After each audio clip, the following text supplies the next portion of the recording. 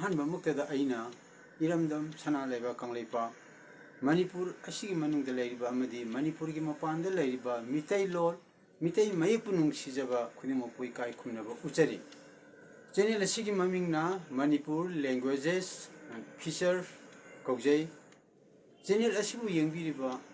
ꯈꯨꯗꯤꯡꯃꯛꯄꯨꯁꯨ ꯑꯩꯍꯥꯛꯅ ꯏꯀꯥꯏ ꯈꯨꯝꯅꯕ ꯎꯠꯆꯔꯤ ꯉꯁꯤ ꯅꯩꯅꯒꯗꯕ ꯑꯁꯤ ꯂꯦꯁꯟ ꯅꯝꯕꯔ 6ꯅꯤ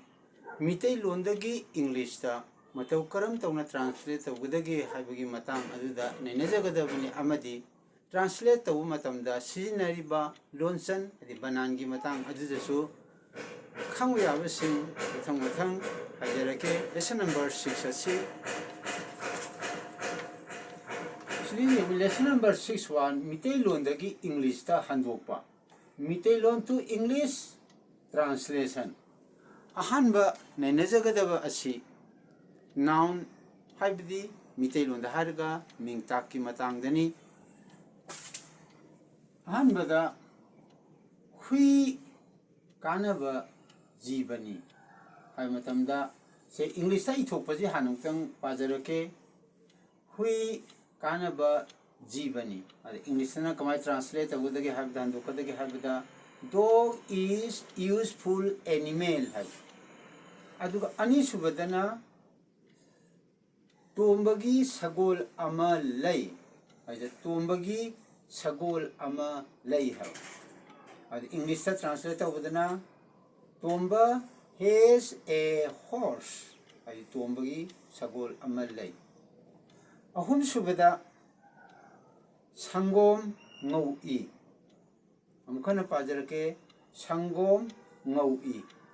ꯑꯗꯨ ꯀꯔꯝꯅ ꯄꯥꯒꯗꯒꯦ ꯍꯥꯏꯕ ꯃꯇꯝꯗ ꯏꯪꯂꯤꯁꯇ ꯊꯣꯛꯄ ꯕꯅꯥꯟꯁꯤꯗꯩꯗ 상곰 ngau'i Englishta translate ropudana milk is white aduna hujik nainagadaba asi mitai londagi Englishta handokpa matamda wahai pareng ahum khak sidaida pijare wahai pareng ahum asi ithokpa matamda aikhoina mitai longi lon chatpa thapta karam mawongda tawbuge haibado amutang mathang mathang nainazarke hanbasidaida 6.2 sidaida habdi lesson number 6.1 ni sina 6.2 ni 6.2 sidaida sida asterisk 1 sidaida nainagadaiji sigi 1 jini nainariji sidaida unab equal to u si unab ni samnate hanasu mamangda haijagre unab oitargadi mayayda singjirpuje makha yogudaba sam organa mathak waida loisangadaba an makha yorpani mase unabni haibidi saitapni english ta iuga manare rt haibidi rising tone haibani adiga unab sidaida yelomda lum tapagana english ta kari ga manare haibida o ga manare sina falling tone haibani arumba haibani rt haibana ayambani hana mamangda su haijakre ani subda inap ki matang dani sidaida yauri basi inap si english ta ai ga manare si kaino rising tone ni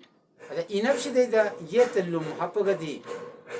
kai manare equal to e ga manare masi falling tone ni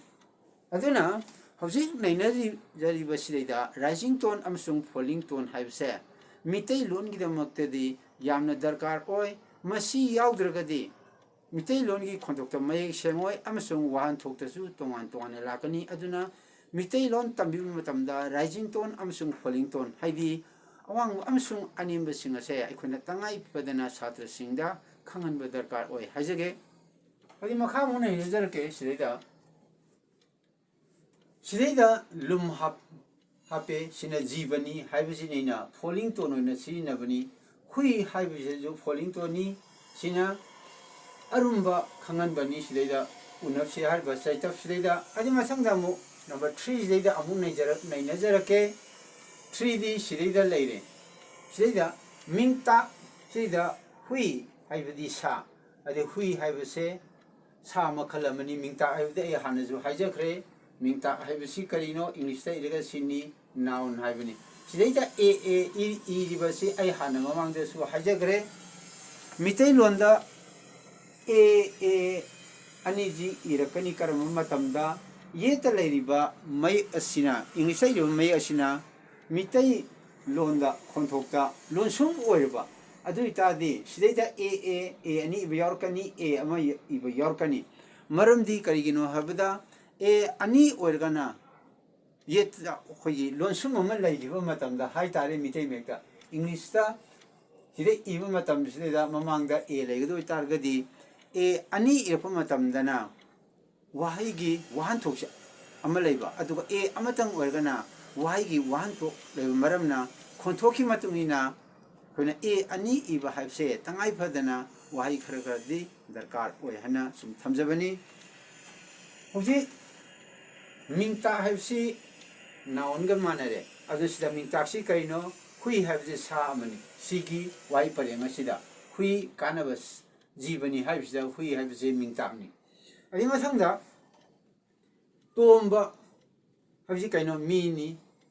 संगोम हाइबिसु पोटनी अना तोंबा हाइबिसेदा मसी काइनो नाउनी मिंगताकनी अदुगा सिदा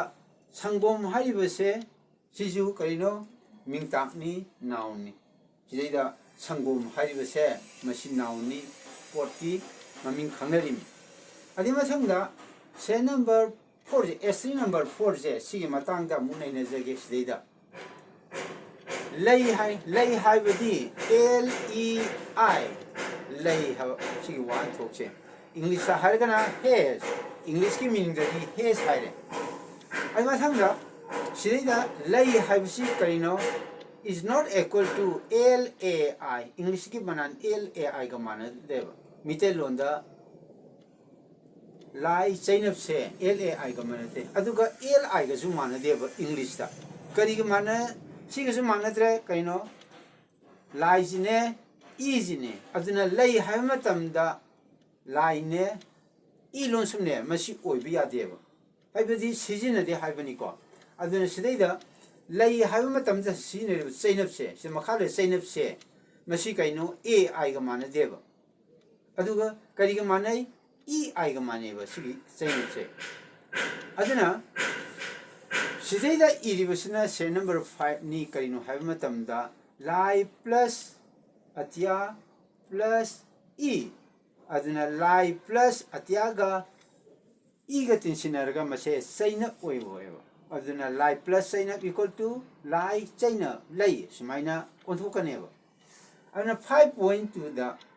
Hidang tu yengji 5.2 sidida sizin nadaba yeksan hai sin nadaba banal gi matang dani masida nei na rakadai je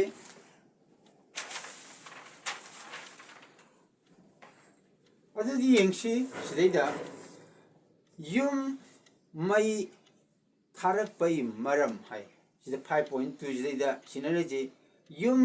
mai tharak pai maram hai ba mitei londa sizin naba wahai Pareng mate amani sidaida kari kari wahai sinagane amsung sinaroi mai sinagane habada adi matang dani sidaida english ta ithora ise sidaida yum mai tharak pai maram hai matam sidaida si not equal to hadi mas makhagi sumaina iroi haibani ko maram ni kana yum mai hai matam da sida mi sidaida ilon sum di mongda thamai je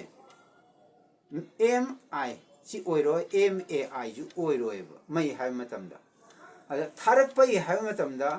tharak pai hai matamda P sidida I le PAI simasu oiro eba haibadi sijina de hajabani ko lali sumidi thoidong hajaro sine amsung sijina de habse hana hajage sidida yum mai tharak pai maram hai sidida sina laiji kaino cause of action haiba yum mai tharak pai maram haje translate to matamda english ta kamaina haige de haiba matamda sidida yum mai tharak pai maram haibda cause of action haiba adi yum mai tharak pai maram haje ko adi sidida 5.1 sidida sidanga sa pi gi de haje ke sida Atiaga iga tinsinarga diphthongs ka maneba diphthong haibidi ye kari ga manare saitap manare saitap ni ana secondary symbol ei ga manare ana diphthong haibji kari no haib mazamda boil gi kontok ani habi inung yeki kontok ani se masi tinsinaraga ama khaktang oikragadi madubu adu mo kontok odo ama tang oibo kontok odo madubu dipthong ko oiba maramaduna masidaida atyaga iga tinsinaraga dipthong haiba si kontok siga managre saitap ka managre ba ana saitap ka managabnina sidaida lay hayama tamda lonsum moina iraroiba and the thong is like on crack, say up one grab. Aduna lay haina ilonsum oil matamda lies the say up or kadava. Lies that say that say up or is it. Sumina igadava. Aduna nis leda. Tumbagi sagol amal lay hayamatamza say up oina ira is it. Mashi oina sinagadava haitare. Sideda ilonsum lay and sumina iroidava. Sina assumo oigadava. Adima makadam o mathang amu nainazarake sidide yembio 6 da aduna sinagadabji karino halbada yum mai tharapai natraga tharapagi maram mane sumaina haigadaba masai iruda yum mai tharapai maram haibadu masi ibagi muhta kariwana igadaba yum mai tharapai natraga Tarapagi maram haina sainap and unfokidaba. Sidna po pa sainap and unfokadaba. Sidida Sida Izari midne ilonsum iba, may haba. Sina mid sainap over, see when a sinagadaba haitare. At the matanga amu,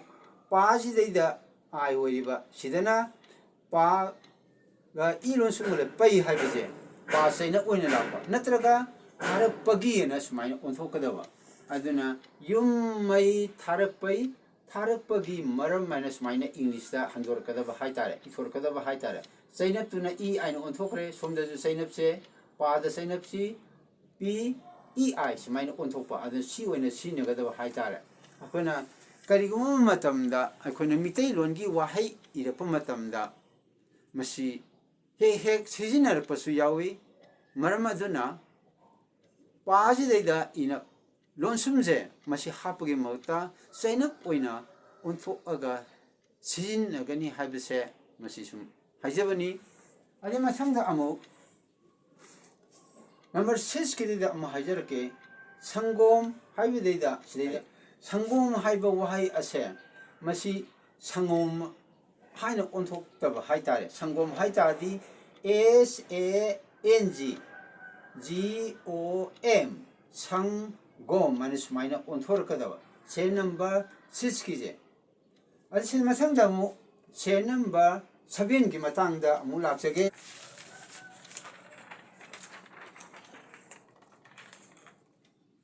Sidide Yambio Sangom no e high. Sangom no e Havamatanda, Sidida English Hunter E of Torkomatamda, Sangom no e as minor Igadaba. Meal is white hybrid. Sida no e have said not equal to no e a yuga man gave a misleader. Aduna Slida, Nazanin body, Shahajan body Karida. Sangom Hamatamda SANGOM. Sangom, my Sigamana deva. Karigamana Sangom and its minor lakadava haitare. Control a new winner, syllables a new winner lakwa. Sangom minor, Sangom have another vida. Adimasanga. Matangida OU is not used as a U. So matang say the OU have English key may anisha masi unzelaga semabudi AU have say masida semi base masi lamb haitare OU oina sizinaba AU oina sizinadaba karam matamda sidida sangom no e have matamda O use Sinagadaba is not used as a U in a Sinadaba. Maramdi, Mahar Mahamasida Karigam, O use a Saitak never, I did secondary symbol never. Mite make the Karigamanaba, Sona Hariba, Saitak Sigamanaba, O use it. And as later, no E Harmatam, the O use it. Karigamasina E. You on talk target machine land, Maramdi Karina, A U is not Saitak. I did Saitak, Son of Sigamana deva. And AU hypose, Madi say tap nativa Madi, secondary symbol nativa. O you hypose, ꯆꯩꯇꯞꯅꯦꯕ secondary ꯁꯤꯝꯕꯣꯜꯅꯦꯕ ꯃꯔꯝ ꯑꯗꯨꯅ ꯉꯧ E ꯍꯥꯏꯕ ꯃꯇꯝꯗ ꯁꯤꯗꯩꯗ ꯑꯣ ꯏꯎꯁꯦ ꯃꯁꯤ ꯑꯣꯏꯅ ꯁꯤꯖꯤꯟꯅꯒꯅꯤ ꯍꯥꯏꯕ ꯁꯤꯒꯤ ꯃꯇꯥꯡ ꯑꯁꯤꯗ ꯉꯁꯤꯒꯤꯗꯤ ꯂꯦꯁꯟ ꯅꯝꯕꯔ 6 ꯅꯩꯅꯖꯕ ꯂꯣꯏꯖꯔꯦ ꯆꯦꯅꯦꯜ ꯑꯁꯤꯒꯤ ꯃꯃꯤꯡꯅ ꯃꯅꯤꯄꯨꯔ ꯂꯦꯡꯒ꯭ꯋꯦꯖ ꯐꯤꯆꯔ ꯉꯥꯡꯈꯝ ꯄ꯭ꯔꯃꯦꯁꯣꯔꯅ ꯃꯤꯇꯩ ꯃꯌꯦꯛꯀꯤ ꯃꯔꯝꯗ ꯅꯦꯁꯟ ꯀꯌꯥ ꯅꯩꯅꯖꯕ ꯑꯁꯤꯗ ꯌꯦꯡꯕꯤꯔꯕ ꯈꯨꯗꯤꯡꯃꯛꯄꯨ ꯏꯀꯥꯏ ꯈꯨꯝꯅꯕ ꯎꯠꯆꯔꯤ ꯃꯁꯤ ꯂꯦꯁꯟ ꯑꯁꯤ ꯅꯩꯅꯖꯕꯒ ꯂꯣꯏꯅ ꯍꯥꯏꯖꯅꯤꯡꯕꯗꯤ ꯉꯁꯤ ꯍꯧꯖꯤꯛꯃꯛ ꯃꯦꯒꯤ ꯇꯥꯡ 3ꯗꯒꯤ ꯃꯤꯇꯩꯒꯤ ꯃꯌꯦꯛ ꯀꯌꯥꯁꯤꯡ ꯑꯁꯦ ꯃꯩ ꯊꯥꯕꯤꯔꯛꯄ ꯃꯤꯇꯩꯒꯤ ꯐꯤꯔꯥꯜ ꯃꯆꯨ ꯇꯔꯦꯠꯀꯤ ꯐꯤꯔꯥꯜꯕꯨ ꯃꯩ ꯊꯥꯕꯤꯔꯛꯄ ꯑꯇꯣꯞꯄ ꯖꯥꯇꯤ ꯑꯃ ꯑꯣꯏꯅ ꯃꯤꯡ ꯑꯣꯏꯅ ꯄꯟꯖꯔꯁꯨ ꯀꯩꯁꯨ ꯀꯥꯏꯗꯦ ꯀꯨꯀꯤꯁꯤꯡꯅ ꯊꯥꯕꯤꯔꯛꯄ ꯀꯌꯥ ꯑꯁꯦ ꯃꯁꯤ ꯌꯥꯎꯈ꯭ꯔꯦ ꯃꯁꯤ ꯃꯇꯥꯡꯗ ꯑꯩꯅ ꯍꯥꯏꯖꯅꯤꯡꯕꯗꯤ ꯃꯤꯇꯩ ꯃꯌꯦꯛ ꯑꯁꯦ ꯃꯁꯤꯗꯩꯗ ꯄꯨꯋꯥꯔꯤꯒ ꯁꯥꯒꯣꯟꯅꯔꯕ ꯋꯥꯔꯤ ꯀꯌꯥ ꯑꯃ ꯏꯗꯨꯅ ꯂꯩꯈ꯭ꯔꯦ ꯑꯃꯗꯤ ꯃꯤꯇꯩ ꯃꯌꯦꯛ ꯑꯁꯦ ꯃꯨꯊꯠꯄ ꯉꯝꯒꯗꯕꯁꯨ ꯅꯠꯇꯦ ꯀꯨꯀꯤ ꯏꯆꯤꯜ ꯏꯅꯥꯎꯁꯤꯡꯅ ꯃꯈꯣꯏꯒꯤ ꯀꯔꯤꯒꯨꯝꯕ ꯃꯌꯦꯛ ꯂꯩ ꯍꯥꯏꯅ ꯈꯟ ꯇꯥꯔꯒꯗꯤ ꯃꯗꯨꯗ ꯐꯖꯕ ꯋꯥꯍꯩ ꯀꯌꯥ ꯍꯥꯏꯕꯗꯤ ꯃꯤꯑꯣꯏꯕꯕꯨ ꯊꯧꯖꯥꯜ ꯍꯩꯕ ꯃꯤꯅꯨꯡꯁꯤ ꯎꯠꯄ ꯉꯝꯕ ꯃꯌꯦꯛ ꯀꯌꯥꯁꯨ ꯌꯥꯎꯔꯝꯒꯅꯤ ꯈꯜꯂꯤ ꯃꯔꯝ ꯑꯗꯨꯅ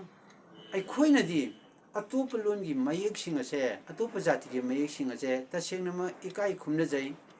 ꯃꯔꯝ ꯑꯗꯨꯅ ꯀꯨꯀꯤꯁꯤꯡꯅ ꯃꯤꯇꯩ ꯃꯌꯦꯛꯁꯦ ꯃꯩ ꯊꯥꯔꯒꯁꯨ ꯃꯨꯠꯂꯔꯣꯏꯗꯕ ꯄ꯭ꯔꯤꯊꯤꯕꯤꯗ ꯃꯃꯤꯡ ꯂꯩꯔꯕ ꯃꯌꯦꯛ ꯑꯃꯅꯤ ꯑꯁꯤꯒꯨꯝꯕ ꯃꯌꯦꯛ ꯑꯁꯦ ꯀꯨꯀꯤ ꯏꯆꯤꯜ ꯏꯅꯥꯎꯁꯤꯡꯒꯤꯗꯤ ꯂꯩꯔꯝꯒꯅꯤ ꯍꯥꯏꯅ ꯊꯥꯖꯗꯦ ꯃꯔꯝ ꯑꯗꯨꯅ ꯃꯤꯇꯩ ꯃꯌꯦꯛꯇ ꯏꯔꯤꯕ ꯐꯖꯕ ꯋꯥꯍꯩ ꯋꯥꯇꯥ ꯅꯨꯡꯁꯤꯔꯕ ꯋꯥꯔꯤ ꯀꯌꯥ ꯑꯁꯤꯒꯨꯝꯕ ꯃꯌꯥꯝꯁꯤꯡ ꯑꯁꯦ ꯀꯥꯟꯅꯒꯅꯤ ꯍꯥꯏꯅ ꯂꯧꯖꯩ ꯃꯁꯤꯕꯨ ꯃꯩ ꯊꯥꯕ ꯍꯥꯏꯕꯁꯤ ꯇꯨꯡꯒꯤ ꯃꯤꯔꯣꯜꯅ ꯃꯤꯇꯩ ꯃꯌꯦꯛꯄꯨ ꯃꯩ ꯊꯥꯔꯤꯕ ꯅꯈꯣꯏꯗ ꯁꯣꯏꯗꯅ ꯋꯥꯔꯧꯂꯛꯀꯅꯤ ꯃꯤꯇꯩꯗꯤ ꯂꯥꯏꯔꯗꯅ ꯅꯈꯣꯏꯒꯤ ꯅꯖꯥꯇꯤꯒꯤ ꯀꯨꯀꯤꯁꯤꯡꯒꯤ ꯏꯆꯤꯜ ꯏꯅꯥꯎꯁꯤꯡꯅ ꯐꯥꯎꯕ ꯅꯈꯣꯏꯗ ꯁꯣꯏꯗꯅ ꯋꯥꯔꯧꯔꯛꯀꯅꯤ ꯃꯔꯝ ꯑꯗꯨꯅ ꯃꯤꯇꯩ ꯃꯌꯦꯛ ꯃꯩ ꯊꯥꯕꯤꯕꯒꯤ ꯃꯍꯨꯠꯇ ꯃꯤꯇꯩ ꯃꯌꯦꯛꯇ ꯌꯥꯎꯔꯤꯕ ꯃꯤꯑꯣꯏꯕꯒꯤ ꯃꯤꯅꯨꯡꯁꯤ ꯌꯥꯎꯕ ꯃꯤꯇꯩꯁꯤꯡꯒꯤ ꯁꯥꯖꯠ ꯂꯤꯆꯠꯁꯤꯡ ꯑꯁꯦ ꯇꯝꯖꯅꯐꯝ ꯑꯣꯏ ꯍꯥꯏꯅ ꯑꯩꯍꯥꯛꯀꯤ ꯃꯣꯠꯇ ꯍꯥꯏꯖꯅꯤꯡꯉꯤ ꯑꯗꯨꯒ ꯑꯇꯣꯞꯄ ꯋꯥꯐꯝ ꯑꯃꯅ ꯀꯨꯀꯤ ꯏꯆꯤꯜ ꯏꯅꯥꯎꯁꯤꯡꯅ ꯑꯀꯥꯝꯄꯦꯠ ꯀꯌꯥ ꯉꯥꯡꯗꯨꯅ ꯃꯤꯒꯤ ꯇꯟꯒꯗꯕ ꯋꯥꯍꯩ ꯋꯥꯇꯥ ꯍꯥꯏꯕꯒꯤ ꯃꯍꯨꯠꯇ ꯑꯗꯣꯝꯒꯤ ꯄꯨꯋꯥꯔꯤ ꯃꯌꯦꯛ ꯁꯦꯡꯕ ꯂꯩꯖꯔꯝꯂꯕꯗꯤ ꯃꯗꯨ ꯑꯣꯏꯅ ꯂꯤꯕꯤꯕꯅ ꯍꯦꯟꯅ ꯃꯤꯌꯥꯝꯅ ꯊꯥꯖꯒꯅꯤ ꯑꯗꯩ ꯃꯤꯌꯥꯝꯅ ꯅꯨꯡꯁꯤꯒꯅꯤ ꯅꯪꯒꯤ ꯇꯨꯡꯒꯤ ꯃꯤꯔꯣꯜꯅꯁꯨ ꯅꯈꯣꯏꯕꯨ ꯅꯨꯡꯁꯤꯒꯅꯤ ꯅꯪꯒꯤ ꯇꯨꯡꯒꯤ ꯍꯧꯔꯛꯂꯤꯕ ꯅꯪꯒꯤ ꯅꯆꯥꯅꯁꯨ ꯆꯥꯔꯣꯜ ꯁꯨꯔꯣꯜꯁꯤꯡꯅ ꯅꯪꯒꯤ ꯄꯨꯟꯁꯤ ꯋꯥꯔꯤ ꯅꯩꯅꯕ ꯃꯇꯝꯗ ꯅꯪꯗꯤ ꯃꯤꯇꯩ ꯃꯌꯦꯛꯀꯤ ꯃꯆꯨ ꯇꯔꯦꯠꯀꯤ ꯐꯤꯔꯥꯜ ꯃꯩ ꯊꯥꯕ ꯃꯤꯇꯩ ꯃꯌꯦꯛꯄꯨ ꯃꯩ ꯊꯥꯕ ꯃꯤꯑꯣꯏꯅꯤ ꯍꯥꯏꯗꯨꯅ ꯅꯪꯒꯤ ꯆꯥꯔꯣꯟ ꯁꯨꯔꯣꯟꯅ ꯐꯥꯎꯕ ꯋꯥꯔꯧꯒꯅꯤ ꯑꯗꯨꯅ ꯀꯔꯤꯁꯨ ꯀꯥꯟꯅꯗꯕꯗ ꯑꯀꯥꯝꯄꯦꯠ ꯉꯥꯡꯉꯒ ꯀꯔꯤꯁꯨ ꯀꯥꯟꯅꯕ ꯐꯪꯉꯣꯏ ꯑꯃꯗꯤ ꯅꯪꯕꯨ ꯃꯤꯌꯥꯝꯅ ꯏꯀꯥꯏ ꯈꯨꯝꯅꯒꯗꯕ ꯅꯠꯇꯦ ꯑꯗꯨꯒꯤ ꯁꯔꯨꯛꯄꯨꯗꯤ ꯃꯤꯇꯩ ꯃꯌꯦꯛꯁꯦ ꯂꯨꯅ ꯆꯥꯟꯅ ꯇꯧꯕꯅ ꯍꯦꯟꯅ ꯅꯪꯒꯤ ꯇꯨꯡꯒꯤ ꯃꯤꯔꯣꯜꯅ ꯅꯨꯡꯁꯤꯒꯅꯤ ꯀꯪꯂꯩꯄꯥꯛꯇ ꯂꯩꯔꯤꯕ ꯏꯆꯤꯜ ꯏꯅꯥꯎꯁꯤꯡꯅ ꯅꯪꯕꯨ ꯏꯀꯥꯏ ꯈꯨꯝꯅꯔꯛꯀꯅꯤ ꯃꯔꯝ ꯑꯗꯨꯅ ꯀꯨꯀꯤ ꯏꯆꯤꯜ ꯏꯅꯥꯎꯁꯤꯡꯅ ꯃꯤꯇꯩ ꯃꯌꯦꯛ ꯑꯁꯦ ꯃꯩ ꯊꯥꯗꯕꯅ ꯍꯦꯟꯅ ꯐꯩ ꯍꯥꯏꯅ ꯋꯥꯐꯝ ꯑꯁꯤꯃꯛꯇꯪ ꯍꯥꯏꯖꯔꯝꯒꯦ ꯃꯆꯨ ꯇꯔꯦꯠꯀꯤ ꯐꯤꯔꯥꯜ ꯃꯩ ꯊꯥꯗꯕꯅ ꯐꯩ ꯍꯥꯏꯅ ꯍꯥꯏꯖꯔꯝꯒꯦ ꯃꯇꯥꯡ ꯑꯁꯤꯗ ꯉꯁꯤꯒꯤꯗꯤ ꯆꯦꯅꯦꯜ ꯑꯁꯤꯒꯤ ꯂꯦꯁꯟ ꯅꯝꯕꯔ 6 ꯏꯅꯖꯕ ꯂꯣꯏꯖꯔꯦ ꯃꯇꯨꯡꯒꯤ ꯑꯞꯂꯣꯗ ꯇꯧꯕ ꯃꯇꯝꯗ ꯑꯩꯈꯣꯏ ꯃꯌꯥꯝ ꯄꯨꯟꯅ ꯑꯃꯨꯛ ꯎꯅꯃꯤꯟꯅꯁꯤ ꯆꯦꯅꯦꯜ ꯑꯁꯤꯕꯨ ꯌꯦꯡꯕꯤꯔꯤꯕ ꯈꯨꯗꯤꯡꯃꯛꯄꯨ ꯉꯥꯡꯈꯝ ꯄ꯭ꯔꯃꯦꯁꯣꯔꯅ ꯏꯀꯥꯏ ꯈꯨꯝꯅꯕ ꯎꯠꯆꯔꯤ ꯃꯇꯨꯡꯗ ꯑꯃꯨꯛ ꯎꯅꯃꯤꯟꯅꯁꯤ ꯉꯁꯤꯒꯤꯗꯤ ꯃꯇꯥꯡ ꯑꯁꯤꯗ ꯂꯣꯏꯁꯤꯟꯖꯔꯒꯦ ꯃꯌꯥꯝ ꯄꯨꯟꯅ ꯏꯀꯥꯏ ꯈꯨꯝꯅꯖꯔꯤ